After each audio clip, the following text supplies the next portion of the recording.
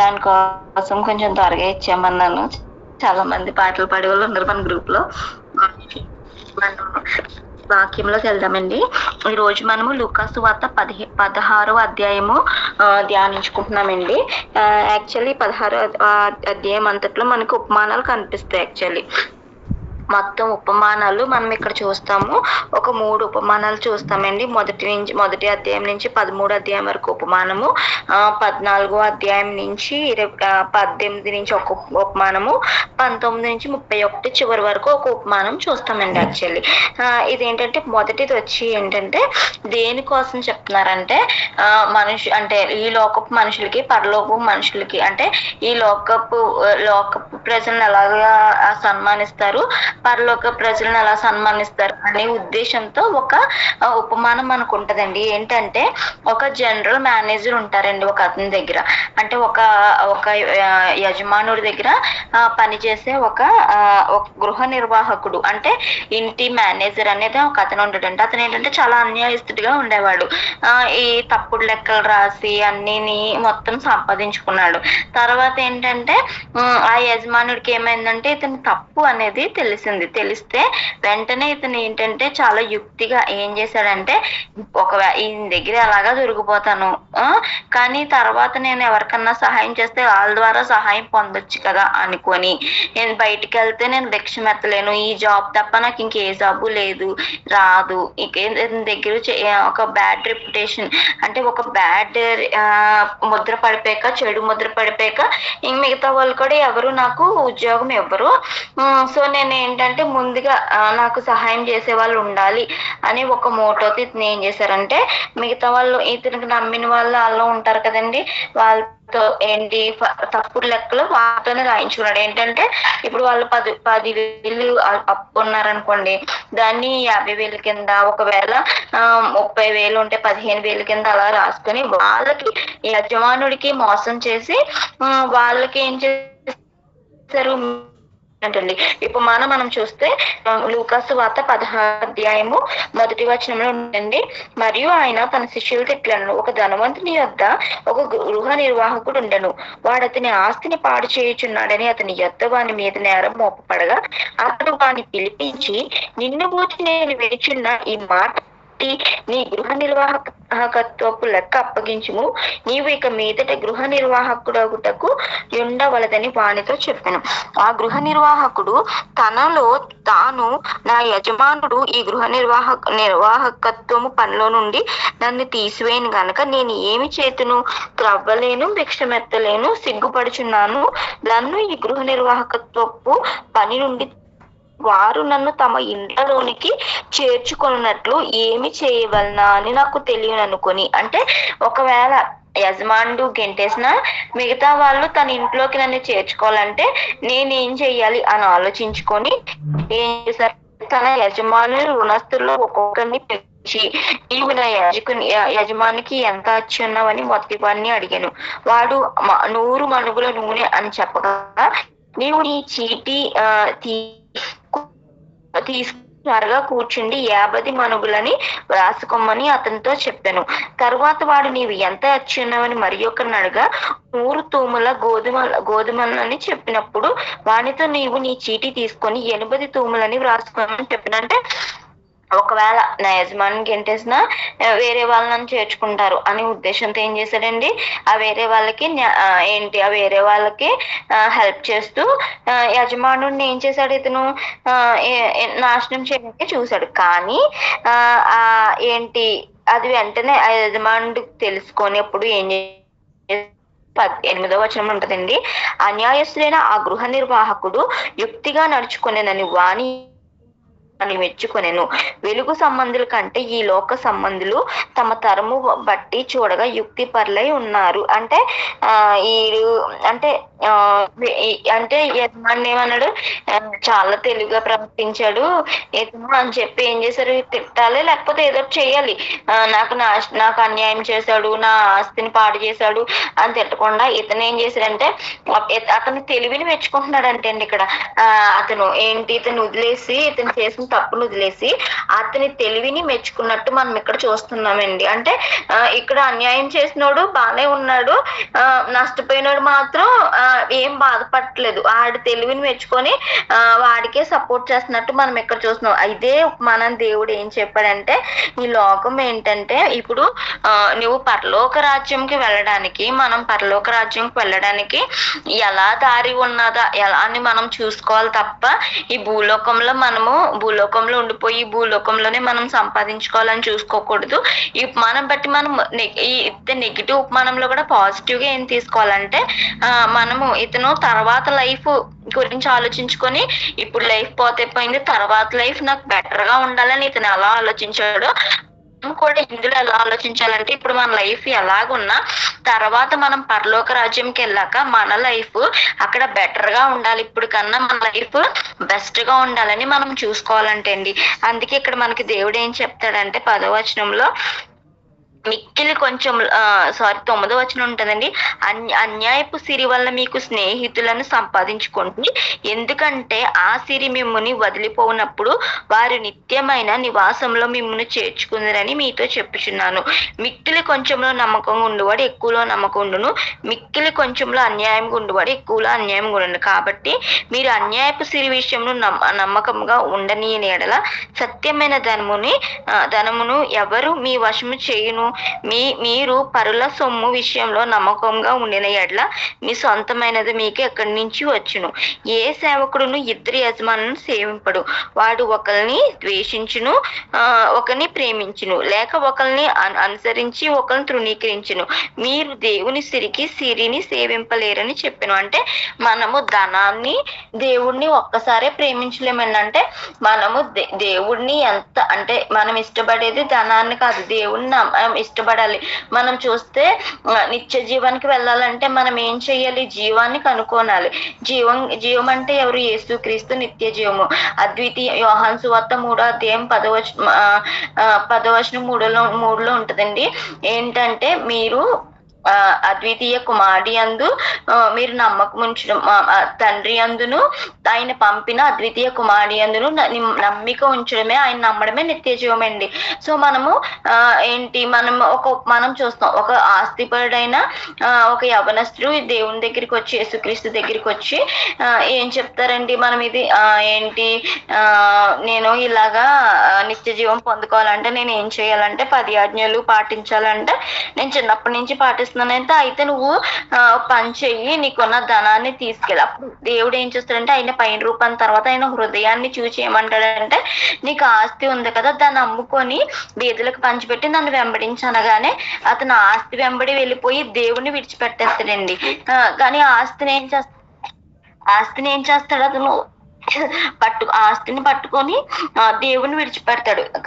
So అతను ఏం ప్రేమించాడు? సిరిని ప్రేమించాడు, కానీ దేవుణ్ణి ప్రేమించలేదు. అంటే దేవుడిని సిరిని ఒక్కసారే ప్రేమించలేరు.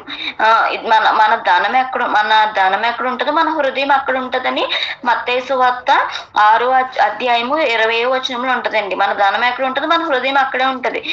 సో ధనం మీద మన హృదయం పెట్టకుండా దేవుని మీద మన హృదయం పెట్టినప్పుడు మనం ఇక్కడ లైఫ్ కాకుండా లైఫ్ ఆఫ్టర్ డెత్ మన నిత్యత్వంలోకి వెళ్ళినప్పుడు మనం ఏం చేస్తామంటే మనకు అక్కడ చోటు సంపాదించుకునే వారిగా మనం ఉంటామండి. ఇంకా ఏంటంటే కొంతమంది పరిసయ్యులు అక్కడ ఇక్కడ మనకు కనిపిస్తారండి. 14 నుంచి 18 వచనం వరకు ఏంటంటే వాళ్ళు ఏంటంటే ధర్మశాస్త్రము పాటించేస్తున్నాము అనుకుంటారు, కానీ వాళ్ళు అలాంటి మనుషులు అంటే లోకానికి గనులుగా కనిపిస్తున్నారు, లోకానికి గనులుగా కనిపిస్తున్నారు. లోకానికి ఎలా ఉంటదంటే వీళ్ళ పరిసయ్యులు జ్ఞానవంతులుగా కనిపిస్తున్నారు, కానీ దేవుని దృష్టిలో వాళ్ళు ఎలా ఉన్నారంటే అసహ్యంగా కనిపిస్తున్నారంటే అండి.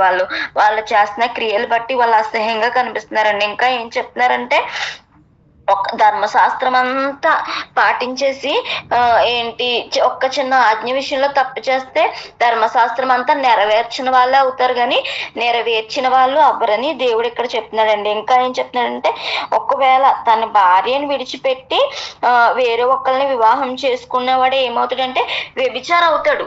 వ్యభిచారం చేయవద్దు అంటే ఒక భార్యకి పరిత్యాగ పత్రిక ఇచ్చేసి, లేకపోతే అంటే విడాకులు ఇచ్చేసి వేరే వాళ్ళని పెళ్లి చేసుకున్నా సరే సరే అది వ్యభిచారంలోకే వస్తుంది. అంటే ఒక భార్యనే మనం నమ్మకంగా ప్రేమించి నమ్మకంగా ఉండాలి, విడిచిపెడితే ఏమవుతుంది, అది వ్యభిచారంలోకే లెక్కే వస్తుందని ఇక్కడ దేవుడు చెప్తున్నాడండి. ఇంకా ఏంటంటే మనకి 19వ వచనం నుంచి 31వ వచనం వరకు ఒక ఉపమానం మనకు ఉంటదండి.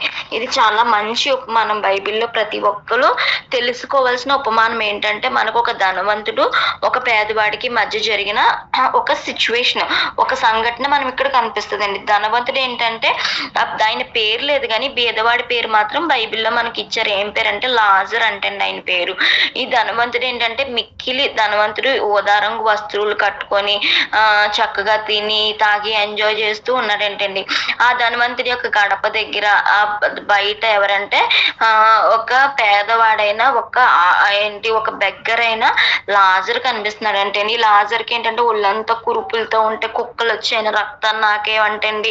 అంత అంటే ఆ కుక్కల్ని కొట్టలేనంత బలహీనంగా ఉండేవాడు అంటండి. కుక్కలు వచ్చి ఇప్పుడు కుక్కలు కానీ ఏమైనా దగ్గరికి వస్తేనే చీచి అని కొడతాం, కానీ చీ అని కొట్టే అంత ఎనర్జీ కూడా అతనిలో లేదంటండి. అంత బలహీనుడు అంటండి లాజరు. ఎలాంటి వాడు అంటే ఏంటి, అవన్నీ మంచి శ్రేష్టమైన పదార్థం అంతా ఆయన తినేసాక పాడేసిన బ్రెడ్ ముక్కలు అవి ఉంటాయి కదండి, అవసరం లేని రుచి లేనివి ఏం పాడేస్తున్నారో వాటితో కడుపు నింపుకునేవాడు అంటండి. అంత పేదవాడైనా లాజరు అక్కడ ఉంటే ఇంకా తినుము తాగుము సుఖించుము అన్న రేంజ్ లో ఇక్కడ మనకి ధనవంతుడు కనిపిస్తున్నాడు ఏంటండి. ఆ ధనవంతుడు అపీరియన్స్ ఎలా ఉందంటే మనం ఇక్కడ చూస్తే 19వ అధ్యాయంలో వచనంలో ఉంటదండి. ధనవంతుడు ఒకడు ఉండెను, అతడు ఊదా రంగు బట్టలను సన్నపు నార వస్త్రములను ధరించుకొని ప్రతి దినము బహుగా సుఖపడి చుండిన వాడు. లాజరును ఒక దరిద్రుని ఉండెను, వాడు కురుపులతో నిండిన వాడే. ధనవంతుని ఇంటి వాకిట పడి ఉండి అతని బల్ల మీద నుండి పడు రొట్టె ముక్కలతో ఆకలి తీర్చుకొని కోరెను. అంతేకాక కుక్కలు వచ్చి వాని కురుపులు నాకెను. ఆ దరిద్రుడు చనిపోయి దేవదూతల చేత అబ్రహాము రొమ్మున అనుకుంటకు కొనుక్కుపోబడెను. ధనవంతుడు కూడా చనిపోయి పాతి పెట్టబడెను. అంటే ఇక్కడ చూస్తే ధనవంతుడు చాలా సుఖం, భూలోకంలో ఎంతో సుఖం అనుభవించినట్టు మనం ఇక్కడ చూస్తున్నాం. ఈ లాజరు ఏంటంటే ఎంతో వేదన అనుభవించినట్టు, అతని పరిస్థితి చాలా ఘోరంగా ఉన్నట్టు మనం ఇక్కడ చూస్తున్నామండి. ఈ పరిస్థితులు ఎలా ఉండగా ఇద్దరు చనిపోయారంటండి. కానీ లాజరు ఏంటంటే దేవదూతలతో కొనుక్కోబడి పరదేశంలో ఉన్న అబ్రహాం యొక్క రొమ్ము, అంటే విశ్వాసులందరికీ అబ్రహాము తండ్రి కదండి. సో విశ్వాసులు గల గుంపులో ఇతను చేరారంటండి, ఎవరు, లాజరు. అలాగే ధనవంతుడు కూడా చనిపోయారంటండి. ఈ ధనవంతుడు చనిపోయి ఎక్కడంటే పాతాళంలో ఉన్నాడంటండి. మనకు తెలుసు కదా ఏంటంటే కింద మనకి పరదేశం ఉంది, పరదేశం దగ్గర కింద ఇంకేముంటదంటే పాతాళం ఉంటదంటే. రెండు పక్క పక్కన ఉంటాయి కానీ రెండిట్లకి మధ్య ఒక అడ్డు లైన్ అనేది ఉంటదంటండి. సో ఈ మనం ఇక్కడే తెలుసుకుంటాం అది మెయిన్ గా. సో ఇక్కడ మనకి ఏముంటదంటే ఇద్దరు ఉంటే పాతాళంలో ఏం చేస్తాడు, ఇతను బాధపడుతూ నొప్పితో బాధతో ఎంతో ఎంతో దుఃఖంతో ఇతను ఇక్కడ ఉంటాడండి. అప్పుడు పాతాళంలో బాధపడుచు ఉంటే కన్నులు ఎత్తి చూడగానే ఆయనకి ఏంటంటే అబ్రహాం రొమ్మున లాజరు కనిపిస్తాడంటండి. లాజరు కనిపించగానే చూసి అతని స్థితి అతనికి కనిపిస్తుంది అంటండి. వెంటనే అబ్రహాంతో మాట్లాడతారంటండి. 24వ వచనంలో ఉంటదండి. తండ్రివైన అబ్రహామా, నా యందు కనికరపడి తన వేలి నీళ్లతో ముంచి నా నాలుకను చల్లార్చుటకు లాజరును పంపుము, నేను ఈ అగ్ని జ్వాలలో యాతన పడుచున్నానని కేకలు వేసి చెప్పాను. అంటే ఆయన ఏంటి దాహం తీరడం కూడా కాదండి, జస్ట్ ఆ వేలు చివరిన 2-3 చుక్కలు పడతాయి కదండి, ఆ 2-3 చుక్కలు నా నోట్లో తడపండి అంటే అంత దాహంతో అంత ఆవిరితో అంత వేడిలో ఉన్నాడండి. అంటే అంటే అక్కడ లాజరు అంత చల్లని పరిస్థితిలో ఉన్నాడండి. జస్ట్ ఒక్క చుక్క పడినా నేను నాలో ఉన్న వేడిపోతుంది అన్న ఇంటెన్షన్ తో ఉన్నాడు ఇతను ఏంటంటే చాలా వేడిగా ఉండే ఉష్ణోగ్రతలో ఇతను ఉంటే చాలా చల్లగా ఉండే ప్రదేశంలో లాజరు ఉన్నాడంటండి. మొత్తం గ్లాస్ వాటర్ పంపు ఏం అడగట్లేదండి, జస్ట్ ఏమడుగుతున్నారు, ఒక్క వాటర్, ఒక చుక్క నీరు పంపు. మమ్మీ బయట సుధీర్ ఉన్నాడు, ఒకసారి వాటర్ పంపండి, నేను దాహం తీర్చుకుంటాను అని చెప్పారంటండి. అంటే అంత బాధలో అతను ఉన్నాడంటండి. అప్పుడు అబ్రహాం ఏం చెప్పాడు, కుమారుడా, నీవు నీ జీవితకాలం అంతా నీకు ఇష్టమైనట్టు సుఖము అనుభవించితివి. ఎక్స్క్యూజ్ మీ, ఒక్క నిమిషం అండి. సారీ అండి. అప్పుడు 25 అందుకు అబ్రహాము, కుమారుడా, నీవు నీ జీవితకాలం అంతయు నీకిష్టమైనట్టు సుఖం అనుభవించితివి, అలాగునే లాజరు కష్టం అనుభవించడని జ్ఞాపకం చేసుకొనుము. ఇప్పుడైతే వాడు ఇక్కడ నెమ్మది పడుచున్నాడు, నీవు యాతన పడుచున్నావు. అంతేకాక ఇక్కడ నుండి నీ యొద్దకు దాటగోరు వారు దాటిపోజాలకుండానట్లు అక్కడి వారు నా యొద్దకు దాటి రాకుండా అన్నట్టు మాకు నీకును మధ్య మహా అగాధం ఉంచబడిందని చెప్పాను. అంటే నీ జీవితకాలం అంతా హ్యాపీగానే ఉన్నావు, ఇతనైతే బాధ అనుభవించాడు. ఇప్పుడు ఏంటంటే నీ టైం వచ్చింది, ఏంటి వేదన పడే టైము. అతని టైం వచ్చింది, ఏం టైము, సుఖపడే టైము.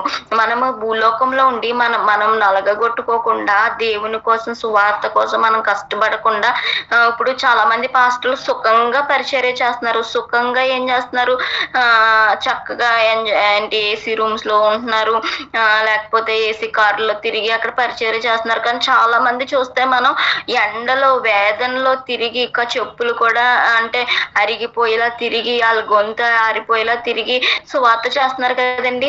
అలాంటి వాళ్ళకి పరలోక రాజ్యంలో రెట్టింపు వాళ్ళకి బహుమతి ఉంటదంటండి.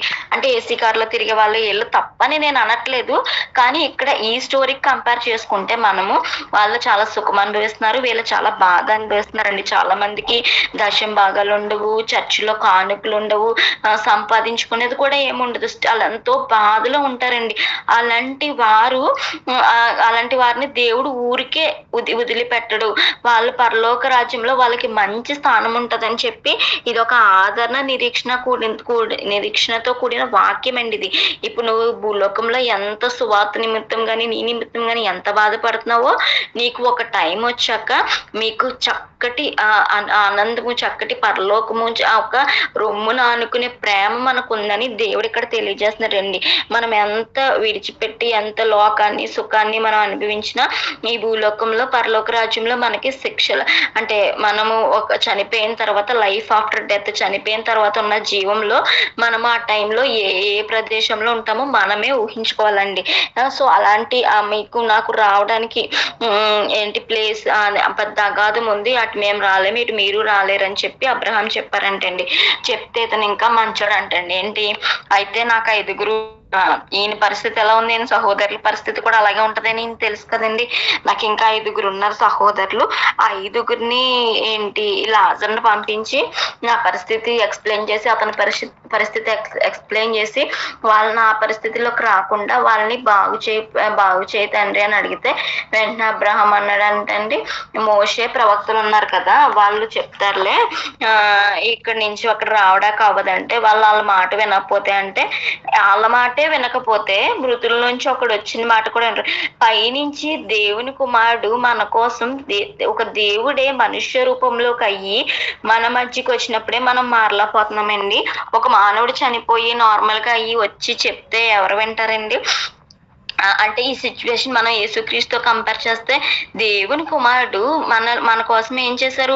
ఆయన మహిమ స్వరూపాన్ని వదులుకొని, ఆయన దైవత్వాన్ని వదులుకొని మానవుడిగా వచ్చి పోనెచ్చేమన్నా సుఖం అనుభవించారండి భూమి మీద?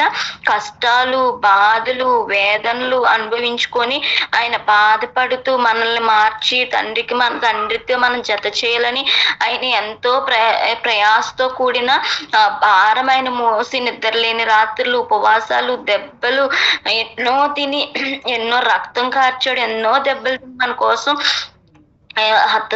చనిపోయిన తండ్రి మన కోసం ప్రాణం పెట్టినా సరే చాలా మంది నమ్మలేని పరిస్థితిలో ఉన్నారండి ఈ భూలోకంలో. అలాంటి దేవుడు కుమార్ చెప్తేనే నమ్మలేదు, కానీ మిగతా వాళ్ళు వస్తే నమ్ముతారండి? నమ్మరు. ఎందుకంటే వాళ్ళ హృదయాలు కఠినంగా మందంగా ఉన్నాయండి. మందంగా రాతిగా ఉన్న హృదయాలు మాంసపు గుండె ఎప్పుడైందో అప్పుడే వెళ్తుందండి. అది ఎలా వస్తుంది అంటే వినడం వల్ల వస్తుంది, వినటం వల్ల విశ్వాసం వస్తుంది, వినడం వల్ల దేవునిలో వాళ్ళు జతపరచబడతారండి. సో మనము కూడా మన ప్రయత్నంగా ఏం చేయాలంటే ఈ భూమి మీద సుఖం కోసం ఎక్కువ ఆశించకుండా కష్టమైన దేవుని సువార్త మనం ప్రకటించడానికి, ఎన్ని నిందలైనా అవమానాలైనా కష్టమైన సువార్త ప్రకటించడానికి మనం ఎప్పుడు సిగ్గుపడకుండా మనము లాజరు వలె మంచి స్థానంలో ఉండి మనతో పాటు మన సహోదరులను కూడా అటువంటి స్థానంలోకి తీసుకురావడానికి మనము దేవునికి రాజ్యంలో చేర్చడానికి మనం కూడా ప్రయత్నం చేయాలి, ఖచ్చితంగా పాల్గొనాలి. ఉండాలండి.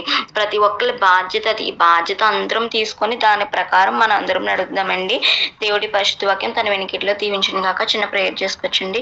దయగల ప్రభా, కృపల తండ్రి, సాయంకాల సమయంలో తండ్రి వాక్యం ద్వారా నా తీకుడు అందరితో నీ మాట్లాడావు ప్రభా.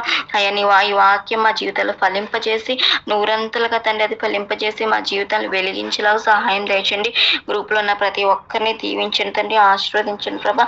అయ్యా ఎవరెవరికి ఎలాంటి అనారోగ్యాలు ఉన్నా, అంటే అప్పుల బాధలు ఉన్న, ఎలాంటి ఇబ్బందుల్లో ఉన్న ప్రతి ఇబ్బంది నుంచి విడుదల ఇచ్చి విజయాలు జయాలు ఇస్తారని నమ్ముచు నజరేడైన శక్తి కలిగిన యేసు నామమున అడిగి వేడుకొని పొందుకొని ఉన్నాం తండ్రి. ఆమెన్.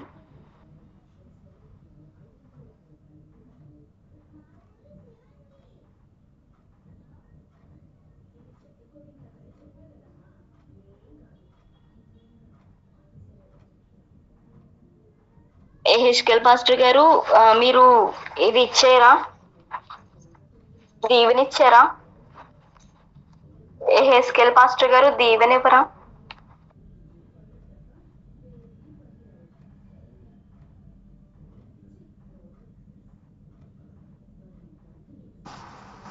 పరిశుద్ధుడానికి కొన్నారు ఇంతవరకు ప్రభా మా 16వ అధ్యాయం ద్వారా 3 అంశములుగా చక్కని మాటలు చెప్పిన సుశ్రేష్ఠ గారు వందనాలు చెల్లిస్తున్నాం. కృపలో జ్ఞాపం చేసుకోండి. విన్నట్టు వాక్యం నీరుకట్టు ఫలింపచేయండి. నమ్మకమైన యజమానికి నమ్మకమైన శిష్యుడిగా, నమ్మకమైన నౌకరుగా, పనివానిగా ఉన్నప్పుడు మేలైనటువంటి పొందుకుంటాం. అలాగే ఈ లోకంలో మేము మేలైనటువంటిదిగా ఉంటేనే పరలోక రాజ్యంలో స్వతంత్రించుకోగలమని చక్కని ఉపమానాల ద్వారా బిడ్డను మీరు దర్శించి మాకు ఉచితంగా అర్థమవునట్లుగా సహాయం చేసిన మీ గొప్ప ప్రేమను ఆచరిస్తూ మరి ఈ ప్రాజెక్టులో పాల్గొన్న ప్రతి ఒక్కరిని పేరు పేరు చొప్పున మీరు దీవించండి, ఆశీర్వదించండి, ఫలింపచేయండి. మీ నామానికి మహిమ తెచ్చుకున్నాం. దినమంతా మీరు మాతో ఉన్నారు. అందుకుంటుంది రాత్రి స్నాన సుఖమైన నిద్ర చుదకాలను చురుకని మెలుగు దయచేసి మరలా మీ శుద్ధించి ఆరాధించి మహిమపరిచే భాగ్యం తెచ్చేవారు. రేపటి దినానికి మమ్మల్ని సిద్ధపరచమని నజరేతు యేసుక్రీస్తు బిడ్డ ఆయన మరి వాక్యం చెప్పినాము బిడ్డలు మీరు జీవించండి. ఇంకను బలంగా మీరు వాడుకోనండి. ఈ దినం చేయవలసిన ప్రతి పనిలో కూడా తోడుగా నడిపించండి. చర్చికి వెళ్తుండగా బిడ్డలు మీరు దర్శించండి. ఏ సేవంతున్నారు హృదయ ప్రార్థించి ఆత్మీయంగా వేడుకుంటున్నాను మా ప్రియ పరలోక తండ్రి. మన తండ్రి అయిన దేవుని యొక్క కృపయు, కుమారుడు నిష్కరిస్తూ వరకు నిత్య ప్రేమ, పరిశుద్ధాత్మక సహవాసం ఇప్పుడు ఎలా పునరుద్ధరణ వారిని సకల పరిశుద్ధులకు ఆ కాలం తోడే నడిపించును గాక. Amen and amen. Thank you sister. Thank you all. Hello,